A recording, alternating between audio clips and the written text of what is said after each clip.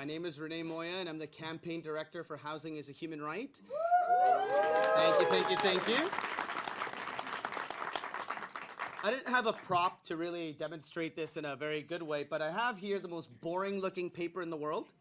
But what this paper shows is the fact that our signatures, the 1 million signatures that we submitted about a month ago for rent control in California, has now been certified as eligible for the ballot. So I want to give us all a round of applause for that. Rent control in California, we have to say very clearly, its time has come. For the last few years, for many years in fact, we've been suffering through a historic housing crisis in California. What does that look like? It looks like over 50% of renters in California being rent burdened, which means that they pay too much money for their rent for their housing costs. It means something like 30% of renters in California being severely rent burdened, which means that they spend at least half of their income on rents. And it looks like the eviction crisis that we're seeing in California, where something like 150 to 160,000 legal cases are filed against tenants every single year to get them out of their house. And finally, it looks like the over 150,000 people who end up on our streets every single day, who sleep on the streets of California every single day. We know that enough is enough. But in terms of the types of solutions that we're offering at the moment to be able to get ahead of that crisis, to ensure that rents are not spiraling out of control, to ensure that folks aren't ending up on the streets, those solutions are still wanting, they're still lacking. And part of that has to do with the lack of political will. The political will that we need at the statewide level, and absolutely the kind of political change that we need to force through at the statewide level so that our elected officials here in LA and in other parts of the state can do what they need to do to protect renters. And so we are going to the ballot in November 2020. We're going to the ballot because we have to do the job for the state. We have to do the state's job because they have so far refused to do so. And we hope that they're going to take note of today's press conference and take note of the fact that we're going to the ballot, and really hope that they end up doing what they need to do to ensure that rent control can be expanded in California and we can keep people in their homes. Tonight we have a list of exciting speakers for all of you today. First off, I'd like to introduce Michael Weinstein, the president of AIDS Healthcare Foundation. Okay, that's right. We actually have a couple of elected officials who are on a very tight time crunch, so we're going to give them space first. So I'm going to apologize for that. Let's start actually with Councilman Paul Koretz. He is a council member for the 5th District of Los Angeles. Please, Councilman Koretz, welcome to the stage.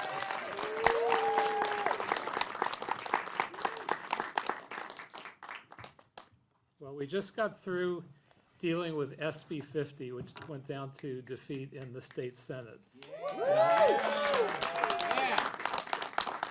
And that was argued to be for affordable housing, that by building 3.5 million luxury units, that would trickle down to reduce rents for low-income people. There's no way that would happen. That's never been proven to work anywhere. Just like Reaganomics didn't work decades ago, that you gave money to the wealthiest and that would trickle down to the poorest. It hasn't worked.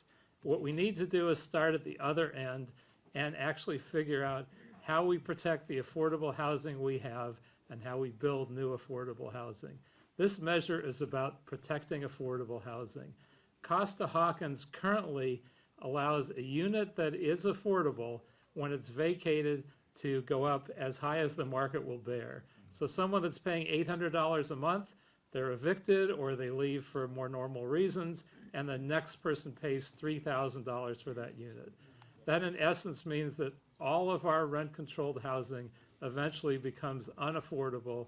We've already lost something like 26,000 units in Los Angeles. We will be losing tens of thousands of additional units unless we pass this protection that stops the Costa-Hawkins measure from allowing vacant units to go to whatever price a landlord can get. This change will protect tens of thousands of units. Also, an additional change would change the circumstance in a city like Los Angeles, which doesn't have any protected units that are any newer than 1978. So we have over 40 years of units that aren't covered.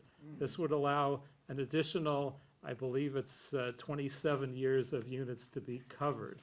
That would also dramatically protect units from having massive rent increases. There was an element of a previous effort that included single-family homes and condos. Those are now exempt from this process. So this is focused on maintaining affordable rents. It's a big step. It's probably the most important step in preventing the massive increase in homelessness that we've seen in Los Angeles. We had a couple years ago, where we reduced the chronic homeless on our streets by 20%, but we overall only reduced our homeless population by 4%. And then the following year, we had a massive increase in homelessness. We have to cut this off at its source. Costa-Hawkins is one of the most significant sources of homelessness. This will change that, and I'm so proud to be here in support of this measure. Thank you.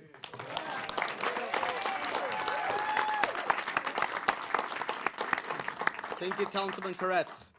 Next up, I'd like to introduce the council member for the 11th District, the Honorable Mike Bonin.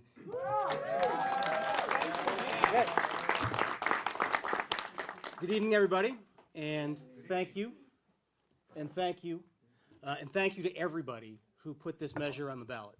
We know that November is going to be the most important election of our lifetime, but there ain't just one race on that ballot. There isn't just one vote that is going to be a matter of survival for a lot of people. We also need to spend our resources and our time and our energy focusing on this crisis, because it is one of the biggest crises that the city, the county, and the state are facing. Throughout the entire state right now, but particularly here in our city of Los Angeles, people are suffering. Families are suffering. Children and grandparents are suffering. And families are being forced out onto the street. The rent, as all the signs say, the rent is too damn high. It's been too high for too long, and it's getting higher. And there is not a day that goes by that Paul Koretz or Sue Himmelrich from Santa Monica or any of my colleagues or any other elected official in Southern California doesn't hear from someone who is suffering from the housing crisis and the high rent crisis that we have here in our city and in our region. And the sad reality is, under Costa-Hawkins, we do not have the tools to help them. This measure, if approved by the voters, and I'm confident it will be approved by the voters resoundingly, will give us the tools that we need. If we do not have the tools, we need to change the rules, and that is what this will do. And it's important to do it because something has really changed over the past couple decades in California. Housing has gone from something where people spent their lives to something where people are investing their money. And they're turning housing into a commodity. And the fact of the matter is, for millions of people, housing is not a commodity. Housing is a necessity. It's not a discretionary choice. It's not something that's optional. It's something that you need. And as long as housing is a necessity, it's something that we need to regard like we do a utility. It is in the public interest that every single person have a safe and affordable place to live. And this is one of many steps we need to take to get that done. So housing is a human right. And to make sure it is a human right, we need to take up this fight. Thank you.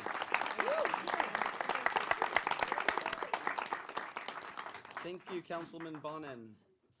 Next up, I'd like to introduce the Honorable Sue Himmelrich, actually. She sits on the Santa Monica City Council and has a lot of experience with the question of rent control. So, Sue, if you'd like to come up here, please. Thank you.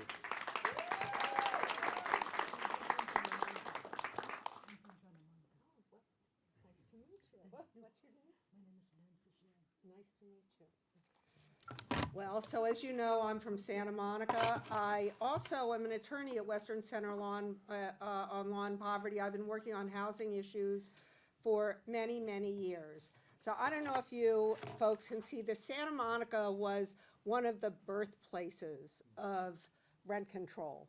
And so we have a rent control board and we have loads of experience.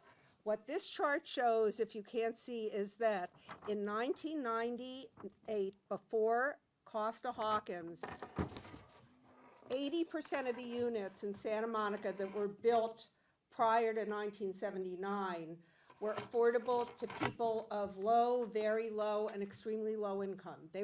This was a working class town. Well, this is a chart from 2017. You see this line? This is above market.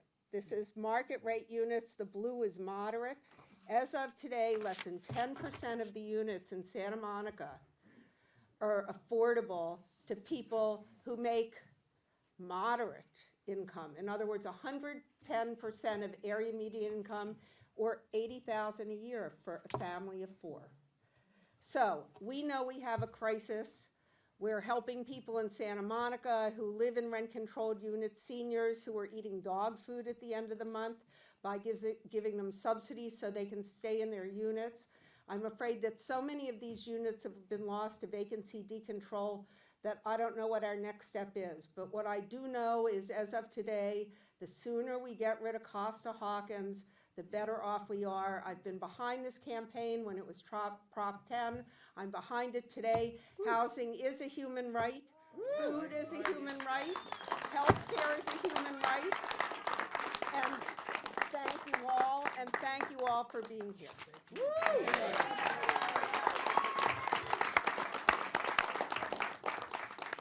Thank you for that, chest pounding message. I think we all need that. We need to be able to ensure that people understand that the deliberate policies that we've adopted in this state for 20, 30 years are the root cause of the crisis. It didn't happen by magic. Gentrification and the housing crisis, they are not natural forces. They're not hurricanes and earthquakes, right? These are the results of policies that we have adopted. Next up, I'd like to finally invite the president of the AIDS Healthcare Foundation, Mr. Michael Weinstein.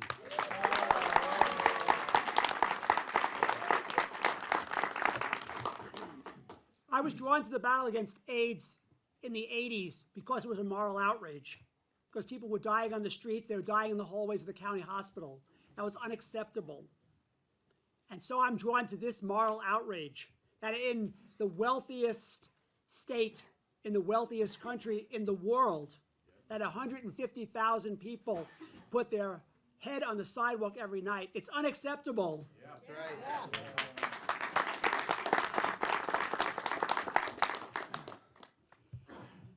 The legislature, unfortunately, is bought and paid for by the real estate industry. We've tried over and over and over again to make a change, and it hasn't happened. And as Renee said, this is not magical.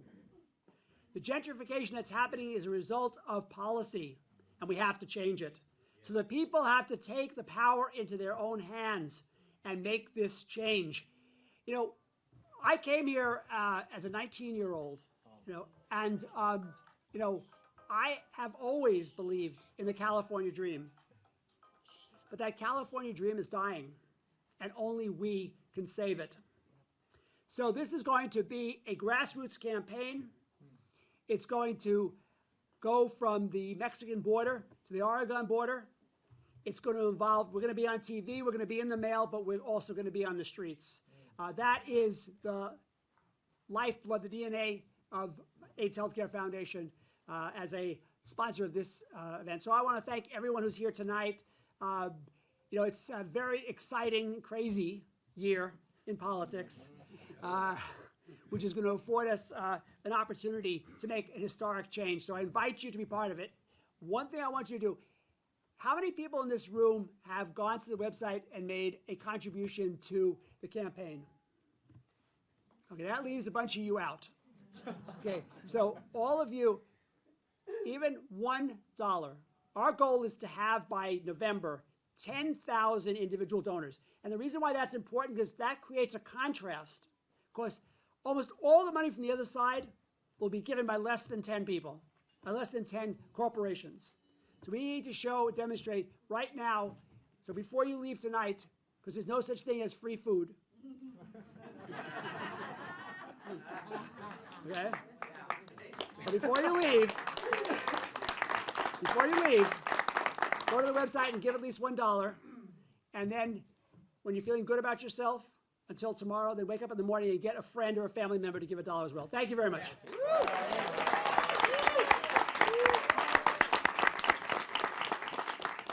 $1 is pretty cheap for the tacos, folks, so, you know, $1 would be great. Rentcontrolnow.org, exactly, thank you, in the back. We have two tenants that I'd like to invite to speak next, to speak about why they think that this initiative is important and why rent control is important. First off, I'd like to invite Nancy Pop. She is a resident of the Northeast LA area of the city. Nancy. Woo.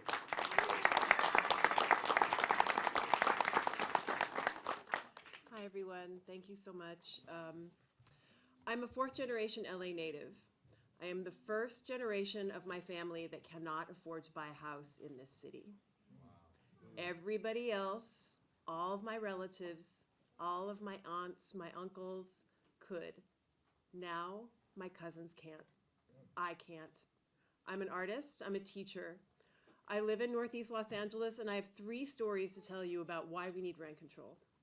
The first is mine. I've lived in a single-family house for 12 years. It was very cheap when I first moved in. I'm not covered under RSO. My landlord was great until his wife died, and he wanted me to be the next wife. After that didn't work out so well, the retaliation started, including habitability issues, lack of repairs, broken refrigerators, broken door locks. Nothing got fixed. I got 2 60-day notices, a UD in court, and a 60% rent increase. It took an affirmative case to stop the harassment, and we're still negotiating. And I've been fighting this for over a year. Now I'll tell you about my neighbors. They live a block away. They've been in the neighborhood for 35 years. They've lived in 3 different buildings. Their current building is on its second owner in 3 years due to gentrification. This second owner has taken away all their storage, has removed the trash bins. They have to store their trash outside in bags underneath the bedroom windows.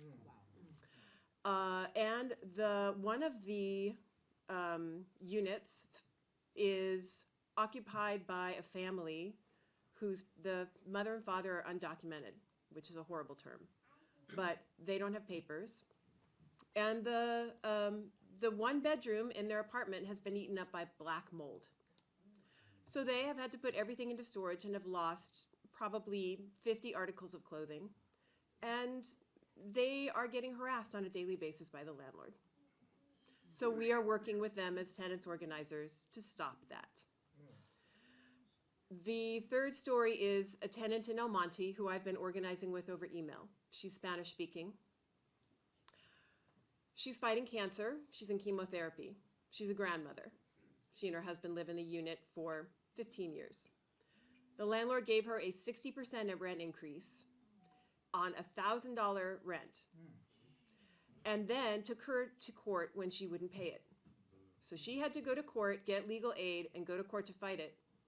In court, the judge didn't know what AB 1482 was. Her legal aid lawyer had to research the law and bring the law into court so that the judge would fine for her.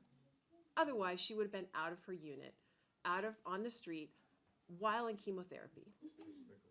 Do I think we need rent control? Hell yes. Yeah. Woo! That's right. Thank you, Nancy. I'd like to invite Zarita Jones. Zarita actually fought her eviction in South LA in the Baldwin, Leimert Park, and Crenshaw area of Los Angeles. Zarita, if you'd like to come up here and give us a few words.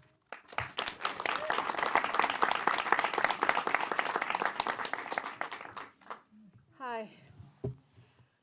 The first thing I wanted to say is that when the lawsuit was filed on my property manager by the city of Los Angeles, it was 425 units sitting on 17 acres, and they really didn't care about the 1,500 men, women, and children that were living on the property. Housing is the most important everything. It is the foundation to everything. It is health, it is jobs, it is stability, it is peace of mind. And most of the vulnerable people in the city are being targeted. This act will put an end to it. Make sure every person you speak to, you mention this act. Tell them that we need it. Tell them to get out and vote to make sure that we cover the citizens that are most vulnerable. I hear the stories on a daily basis. I hear the devastation of the students that are living in their cars. I hear the devastation of the people that just can't afford rent. I know people right now that don't have heat because their rent is too high. We need something. We need this. I wanted to thank all of the people that worked very hard, including myself. And I just want everyone to understand how important this is, this act. We all need to work together. We need to be loud. We need to make sure that everybody understands. Yes.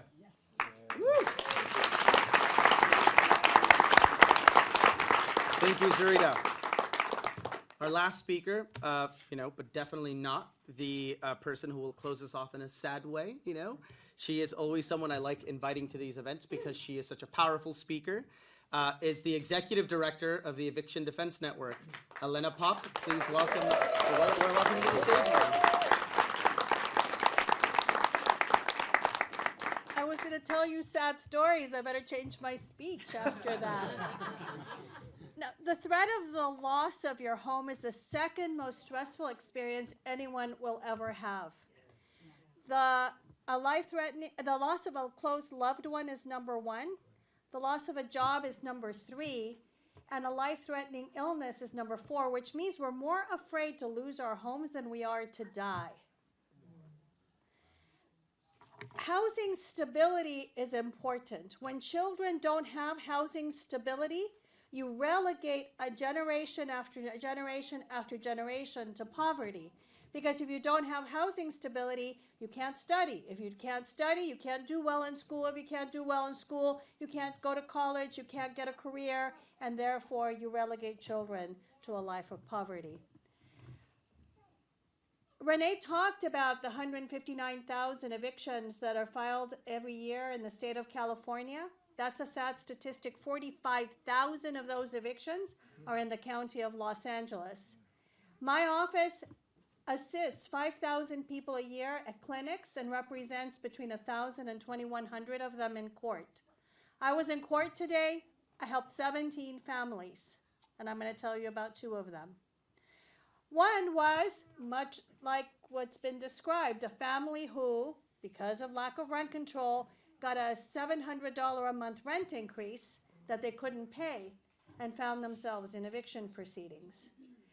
The state rent cap law, the law that we just passed, would have helped them a little bit, but not that much. We need Costa-Hawkins because we need stronger rent control than the state law, and because we need vacancy control. I'm not sure what's going to happen with that family, because when push comes to shove, while we can win this case because there are horrible conditions, eventually the repairs get made and that rent is not affordable to them. So eventually they have to be thrust out into an inhospitable housing market that they simply cannot afford.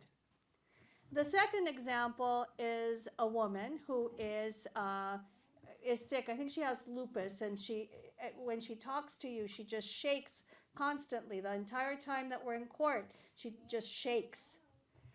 And she's in a rent-controlled unit, and can I curse? Yes? Her eviction is sheer bullshit. I mean, absolute crap. They're being evicted because her children grew up, so the contract says 1 adult, 4 children, and now it's 5 adults, but it's the same humans, and that's the basis for that eviction. So we can win that case, and we can say for affordable unit, she's been there for more than 42 years. But today she told me she wants to move because she can't stand the harassment anymore. And I've been bolstering her and talking to her about being powerful and talking to her about the Amazon warrior that lives inside every woman that can stand up to her landlord, etc., etc. But I've been doing it for way too many months, because this is not the first time the landlord has tried to evict her. This is the third time the landlord has tried to evict her. And today, with tears in her eyes, she asked me to negotiate a move-out deal for her. And today, I told her I would not do that until she showed me a lease for where she's going. Because there is no place for her to go, not in the county of Los Angeles, and not even in Palmdale and Lancaster and Baker for the rent that she's paying for that unit. But the harassment's gotten so intense that she just simply can't stand it anymore. And she'd rather move into a single and stick all her kids, well, it's 5 adults, but all of them living in a single, than for her to then continue to live in the. And what will happen is those kids, which are all in college now, will then have to get jobs, quit school, and there you go again with that cycle of poverty. If the landlord did not have the economic incentive that if he gets her out, he can raise the rent to whatever he wants to charge, this would not be happening. And that's why we need to repeal cost of housing. We have to work harder this time than we worked last time. One of the things that I did last time is every time I got on public transportation, and I'm on public transportation every day because it's the right thing to do, I would hand out flyers. I would stand up and I would say, the rent is too damn high. And then people agree with that. And so they engage you. And then I would talk about Prop 10 and I would distribute, instead of just sitting there on the bus, I would talk to people on the bus and distribute information and ask them to get involved. If every person in this room did that, it would generate so much interest that we'd actually have a fighting chance. And if everybody donated, honey, please donate. Thank you. And everybody donated, and if everybody got involved, we would be able to repeal Costa-Hawkins, and then the next step is to fight for those stronger laws. Si se puede. Thank you. Si se puede. Thank you, Elena. I just want to, before we close, I want to really emphasize something that I think Elena and a few of the speakers have mentioned, which is that, you know, for a long time, I think housing was treated as like a secondary issue. It's not as sexy as things like even healthcare have become in the last 6 years or so. It hasn't been as sexy as a lot of other issues of social inequality that we're seeing across the board in different parts of the country. And yet we know time and again that the issue that most vexes or most bothers people on a day-to-day basis is the cost of their housing and the fact that every single day more and more tents are popping up in front of their homes. And the fact that we don't seem to understand or care about the fact that this is a growing crisis. It's not getting any better in any way, shape, or form. And yet, tragically, when you watch a lot of presidential debates, they hardly ever even mention housing. They don't come up. It doesn't come up. Despite the fact that whether you're in New York or in Los Angeles or increasingly places like Texas and Arizona and Oregon, wherever you're talking about in this country, the crisis of housing affordability is getting worse, not better. And so, again, I want to invite all of you to do what you can to ensure that the Rental Affordability Act is passed this November. The housing crisis, the homelessness crisis, these two crises are the social justice issue of our time. They're the civil rights issue of our time, and we need to do something about it. Thank you so much for coming, all of you.